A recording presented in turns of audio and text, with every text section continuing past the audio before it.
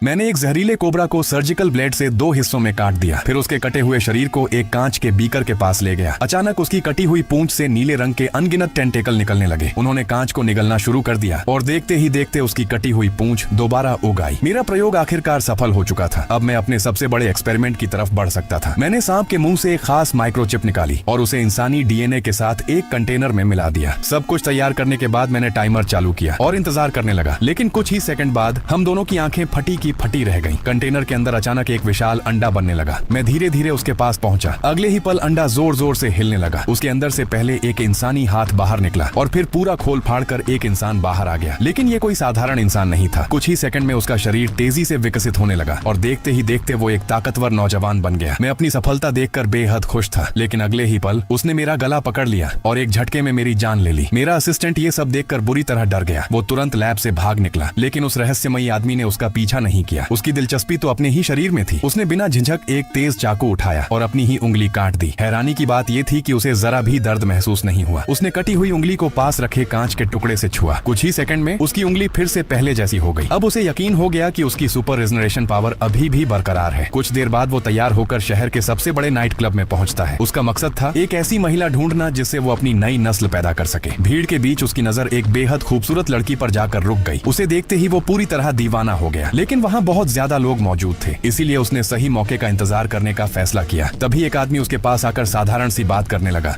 लेकिन आदमी की एक बात ने उसका गुस्सा भड़का दिया। अगले ही पल उसने आदमी को बेरहमी से मार डाला। पूरा क्लब दहशत में डूब गया। इसके बाद उसने पूरे क्लब को आदेश दिया, सब लोग उठो और फिर से डांस शुरू करो। इतनी भयानक घटना के बाद किसी में भी नाचने की हिम्मत नहीं थी, लेकिन वो अकेले ही म्यूजिक पर झूमता रहा, मानो कुछ हुआ ही न हो। कुछ देर बाद पुलिस वहाँ पहुँच गई। उन्होंने उसे हथियार डालने की चेतावनी दी, लेकिन वो गोलियों से डरने वालों में से नहीं था। जैसे ही पुलिस ने फायरिंग शुरू की, उसने उन पर पलटवार कर दिया। उसके शरीर में जितनी भी गोलियां लगीं, उनके सारे निशान कुछ ही सेकंड में गायब हो गए। वो मानो अमर बन चुका था।